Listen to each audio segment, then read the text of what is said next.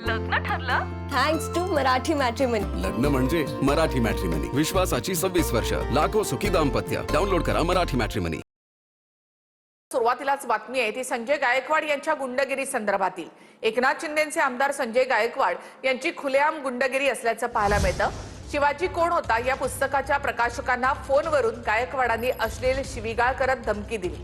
त्याची audio clip देखील viral झाली आहे। दरम्यान प्रकाशक प्रशांत आंबी यांच्याकडून राजारामपुरी पोलीस ठाण्यामध्ये तक्रार दाखल करण्यात आली आहे। शिंदेच्या शिवसेनेचे बुलढाण्याचे आमदार संजय गायकवाड यांची खुलेआम गुंडगिरी पाहायला मिळाली। शिवाजी कोण होता या पुस्तकाच्या प्रकाशकाला धमक्या आणि शिवीगाळ केल्याची गायकवाडांची ऑडिओ क्लिप समोर आली आहे। शिंदेच्या शिवसेनेचे आमदार संजय गायकवाड यांनी शिवाजी कोण होता या पुस्तकाचे प्रकाशक प्रशांत आंबींना जीभ छाटण्याची धमकी दिली। तुमच्यासारखे नालायक लोक शिवाजी महाराजांना एकेरी भाषेत बोलतात असं म्हणत गायकवाडांची प्रशांत आंबींना धमकी देताना जीभही घसरली। तुला माहिती आहे ना त्या गोविंद पानसरेचं काय झालं अशी भाषा गायकवाडांनी क्लिप मध्ये वापरली आहे। महत्त्वाचं म्हणजे गोविंद पानसरे यांनी 37 वर्षांपूर्वी लिहिलेल्या शिवाजी कोण होता या पुस्तकाच्या शीर्षकाबाबत आमदार संजय गायकवाड यांना इतक्या वर्षांनी साक्षात्कार झालाय। हॅलो, हा बोला। प्रशांत भाऊ, मी आमदार संजय गायकवाड बुलढाणा। तुमचं एक पुस्तकात आमच्या लग्नामध्ये काय म्हटलं, शिवाजी कोण होता म्हणून।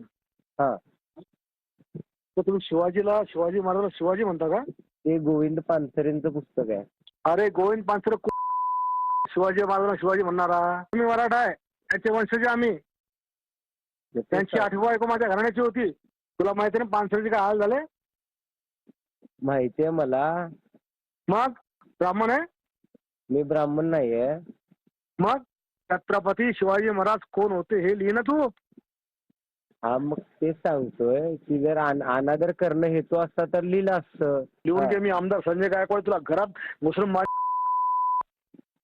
तुम्ही आता तू कधी मला दिसला?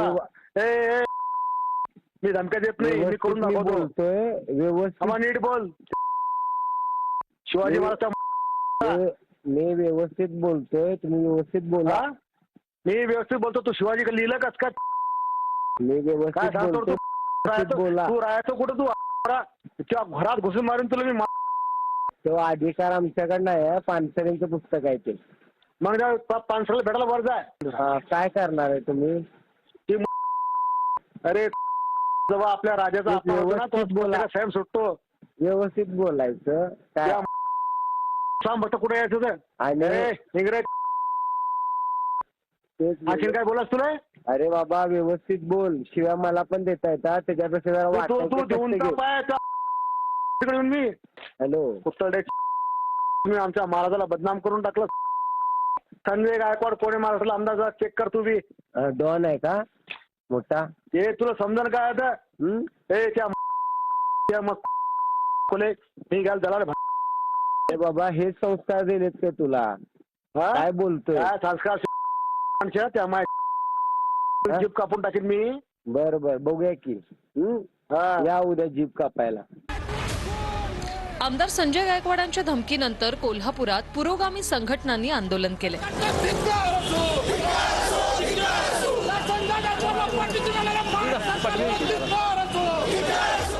प्रकाशक प्रशांत आंबी यांनी आमदार गायकवाडांविरोधात कोल्हापुरातल्या राजारामपुरी पोलीस ठाण्यात तक्रार दाखल केली आहे। हे सगळं लिहायचं, अशा प्रकारचं लिखाण करायची किंवा असं पुस्तक प्रकाशन करायची मान्यता तू शासनाकडे घेतली का? का तुम्ही वारंवार शिवरायांचा आपण महाराष्ट्रामध्ये करता? आणि मग तो जसा जसा तो त्याचं बोलणं वाढत गेलं, मी पण त्याला शिव्या हसाळल्या, मी कधी नाकारत नाही आहे।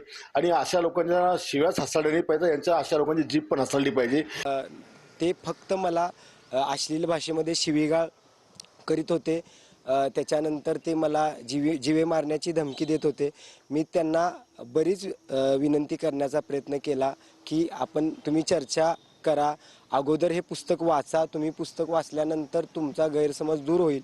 पण ते फक्त त्यांना वाचण्यात अजिबात इंटरेस्ट नव्हता, त्यांना फक्त शिवीगाळ आणि जीवे मारण्याची धमकी देण्यातच इंटरेस्ट होता असं मला वाटतंय। पानसरेंना त्या हरामखोराला हे कळत नाही का अशा पद्धतीची भाषा वापरली। मला सुद्धा ते असं म्हणले की पानसरेचं काय झालं हे तुला माहित नाही का? आणि तुला जर बदलण्याचा अधिकार नसेल या पुस्तकाचं शीर्षक, तर ते बदलण्यासाठी तू पानसरेजीकडे गेला, तिथं वर जा. अशा पद्धतीची म्हणजे महाराष्ट्राची अशी संस्कृती आहे की आपण किमान मेलेल्या माणसाबद्दल काही वाईट साईट बोलत नाही, पण त्या गोष्टीला सुद्धा ते धजावत नव्हते. शिव्या आसळाचा विषय तर जर कोणी इतक्या माजूरपणे जर बोलत असेल तर त्याला शिव्या आसळ्याशिवाय दुसरा पर्याय नव्हता आणि तो मी काही चुकीचं केलेलं नाहीये. त्याच्यामुळे त्याचा काही पश्चाताप पण नाही मला. आणि म्हणून कधी लिहिलं, कोणी लिहिलं, जेव्हा डोळ्यासमोर आलं तेव्हा ही प्रतिक्रिया आली. पण महाराष्ट्रात ज्याच्या कोणासमोर हे पुस्तक येईल त्याने हे फाडून फेकलं पाहिजे. आणि आता बातमी आहे ती विधान परिषद निवडणुकीसंदर्भात. विधान परिषदेची निवडणूक उद्धव ठाकरे यांनीच लढावी अशी आग्रही विनंती पवारांच्या राष्ट्रवादीची आहे. या संदर्भातलं ट्विट सुप्रिया सुळेंनी केलं. तर उद्धव ठाकरे महाविकास आघाडीचा चेहरा आहेत. येणाऱ्या काळामध्ये तीनही पक्ष एकत्र बसून निर्णय घेऊ अशी प्रतिक्रिया मातोश्रीवरच्या बैठकीनंतर सपकाळांनी दिली आहे. आजची राजकीय परिस्थिती किंवा गतकाळातील सर्व जे एकंदरीत निर्णय जे होते या सर्व गोष्टींचं सिंहावलोकन आपसूक या चर्चेच्या अनुषंगाने या ठिकाणी झालेलं आहे. त्यामुळे येणाऱ्या काळात तिन्ही पक्ष एकत्रित बसून जो संवादाच्या माध्यमातून, चर्चेच्या माध्यमातून या संदर्भामध्ये निश्चित एक चांगल्या वातावरणामध्ये निर्णय होईल. उद्धवजी जे आहेत हा महाविकास आघाडीचा चेहरा आहे आणि ते विधान परिषदेमध्ये जर जात असतील तर निश्चित आनंद होईल, हे यापूर्वीच सांगितलेलं आहे.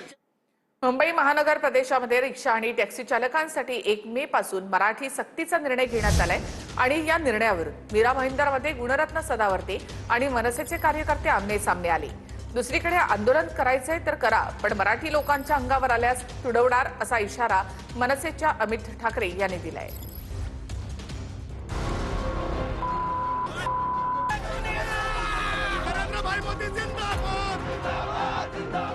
मीरा भाईंदरमध्ये गुणरत्न सदावर्ते आणि मनसेचे कार्यकर्ते आमने सामने आले.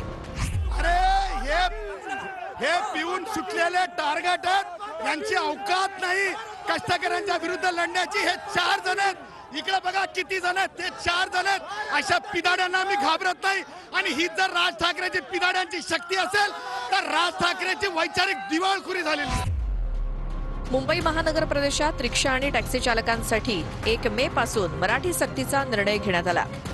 परिवहन मंत्री प्रताप सरनाईकांनी हा निर्णय घेतलाय. या निर्णयाला गुणरत्न सदावर्तेंनी विरोध केलाय, तर मनसेनं या निर्णयाचं स्वागत केलंय. याच मुद्द्यावरनं सदावर्तेंनी मीरा भाईंदरमध्ये जाऊन भाजप आमदार नरेंद्र मेहता यांची भेट घेतली. नरेंद्र मेहतांची भेट घेऊन सदावर्ते बाहेर आल्यानंतर मनसे कार्यकर्त्यांनी त्यांच्या विरोधात घोषणाबाजी केली.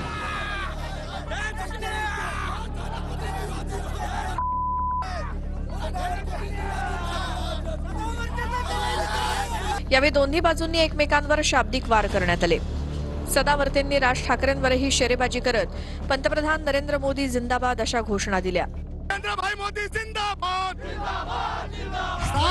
राज ठाकरे वैचारिक दिवाळखोर झालेला आहे, म्हणून अशा पिदाड्याला पुढे करताय. नरेंद्रभाई मोदी जिंदाबाद. नरेंद्रभाई मोदी जिंदाबाद. नरेंद्रभाई मोदी जिंदाबाद. नरेंद्रभाई मोदी जिंदाबाद. सदावर्तेंनी मराठी सक्तीला विरोध केल्यानंतर मनसे नेते अविनाश जाधव यांनी जोरदार निशाणा साधला. सदावर्ते हा खोटा माणूस आहे. सदावर्ते हे सगळं करतो, त्याला पोलीस प्रोटेक्शन हवंय, संरक्षण हवंय आणि संरक्षणासाठी तो विविध मुद्द्यांना हात घालतो. आणि मला भीती आहे, मनसेकडनं भीती आहे, मला शिवसेनेकडनं भीती आहे, मला शरदचंद्र पवार साहेबांच्या राष्ट्रवादीकडनं भीती आहे. असं सरकार समोर एक वातावरण तयार करतो आणि ते पोलीस प्रोटेक्शन त्याला मिळतं. खरं तर त्याचा हिसाब घेतला पाहिजे की याला एवढं पोलीस प्रोटेक्शन का दिलं गेले. सदावर्तेच्या बाबतीत एक दिवस येईल की सदावर्तेच्या बाबतीत महाराष्ट्र सैनिक योग्य तो निर्णय घेईलच. परिवहन मंत्री प्रताप सरनाईक यांनीही सदावर्तेंवर निशाणा साधला. एसटी बँक ताब्यात न गेल्यामुळे सदावर्ते फ्रस्ट्रेट झालेत असं सरनाईक म्हणाले. त्यांच्या बँकेचं अध्यक्षपद त्यांच्या काही पदाधिकाऱ्यांकडे होतं, परंतु 16 तारखेला जी बँकेची निवडणूक झाली त्या निवडणुकीमध्ये आमच्या पक्षाचे सर्व उमेदवार जे होते ते निवडून आले आणि बँक त्यांच्या ताब्यात न गेली म्हणून त्यांनी ह्या मराठीचा जो मुद्दा आम्ही प्रामुख्याने घेतलेला त्याला विरोध करण्याची भूमिका आम्ही घेतलेली आहे. फालतूगिरी करणारी जी काही लोक असतात त्यांच्या प्रत्येक प्रश्नाला उत्तर देणं मी माझं कर्तव्य असं आहे असं समजत. मराठी सक्तीच्या विरोधात 1 मे पासून सदावर्ते आंदोलन करणार आहेत. रिक्षा आणि टॅक्सी चालकांचा संप घडवून आणणार असं देखील सदावर्तेंनी म्हटलंय. यावर संप केल्यास योग्य प्रत्युत्तर देणार असा इशारा मनसेनं दिलाय. हे जे व्हिडिओज बघतोय मी मला खरंच आनंद होतोय की आपले मराठी लोक पण त्या प्रकारे उतरत आहेत. त्याच्यामुळे ह्या आंदोलनाचा काही फरक पडणार नाहीये. फक्त मी एक सांगतो, आंदोलन संप करून करा तुम्ही. जर आमच्या लोकांच्या अंगावर आलात तुम्ही तर रस्त्यावर मारणार. तुम्ही संप करा, तुम्ही रिक्षा चालवू नका, तुम्ही काय वाटेल ते करा. मराठी भाषा शिकायला घ्या पाहिजे या संपामध्ये. पण तुम्ही जे रिक्षा चालवतायत, जे मराठी लोक रिक्षा चालवतायत त्यांच्या अंगावर आला तर रस्त्यावर मारणार. बारामती विधानसभा निवडणुकीसाठी आज मतदान पार पडलेलं आहे. संध्याकाळी 5 वाजेपर्यंत 52.44% मतदान झालं. विकास कामांची आठवण ठेवून बारामतीकर मतदान करतील असं सुनेत्रा पवार म्हणाल्यात. मात्र 2029ला जय विरुद्ध युगेंद्र अशी लढत होऊ शकते. रोहित पवारांनी केलेल्या या वक्तव्यानं चर्चांना उधाण आलेलं आहे. बारामती विधानसभा निवडणुकीसाठी आज मतदान पार पडत आहे. या निवडणुकीत सुनेत्रा पवार, जय पवार, सुप्रिया सुळे, रेवती सुळे यांनी आपला मतदानाचा हक्क बजावला. सगळ्याच बाजूने अत्यंत भावनिक निवडणूक आहे. दादांशिवाय कुठल्याही गोष्टी आपल्याला करण्याची सवय नाही, पण आज आपल्याला हे मानून चाललं पाहिजे की दादा आपल्यात नाहीत आणि सगळ्याच बारामतीकरांनी लक्षात घेतलेलं आहे आणि ते मतदानासाठी बाहेर पडत आहेत. बारामती विधानसभा पोटनिवडणुकीचं मतदान सुरू असतानाच रोहित पवारांनी केलेल्या एका वक्तव्यानं चर्चांना उधाण आलं. 2029 साली बारामतीमध्ये जय पवार विरुद्ध युगेंद्र पवार असा सामना होऊ शकतो असं वक्तव्य रोहित पवारांनी केलंय. किती मनामध्ये इच्छा नसेल, पक्ष वेगळे राहतीलच, कारण का आम्ही विरोधात आहोत आणि उद्या जाऊन मग तिथं जय उभा राहिला, इथून युगेंद्र तिथं असू शकतं. त्यामुळे ह्या अनुषंगाने पवार विरुद्ध पवार हे बारामतीमध्ये किती लोकांची इच्छा नसली तरी होऊ शकतं. लोकांची मागणी आहे की 19 मध्ये मी उमेदवार व्हावं, 29 मध्ये मी उमेदवार व्हावं. पण माझी आशा आहे, नाही तर माझ्या मनात काय आहे की मी पक्षाचा छोटा कार्यकर्ता म्हणूनच कास माझे पुढे चालू ठेवावं आणि सगळ्यांना तिथं मदत करावी. 2024 साली बारामतीमध्ये युगेंद्र पवारांनी अजित पवारांविरोधात निवडणूक लढवली होती. अजित पवारांच्या निधनानंतर युगेंद्र पवारांनी पोटनिवडणुकीत सुनेत्रा पवारांना पाठिंबा दिला. पण 2029 साली लढण्याची इच्छा युगेंद्र पवारांनी व्यक्त केली आहे. लोकशाहीत प्रत्येकाला निवडणूक लढवण्याचा अधिकार आहे. आपला लोकप्रतिनिधी कोण असावा हे बारामतीकर ठरवतील. मात्र 2029ला पवार विरुद्ध पवार अशी लढत होऊ नये अशी माझी इच्छा आहे. आम्ही सध्या दुःखात आहोत, त्यामुळे संपूर्ण पवार कुटुंब एकत्र असायला हवं. आमच्या देखील कार्यकर्त्यांची इच्छा आहे की मी त्यांचा लोकप्रतिनिधी असावा असं युगेंद्र पवारांनी म्हटलंय.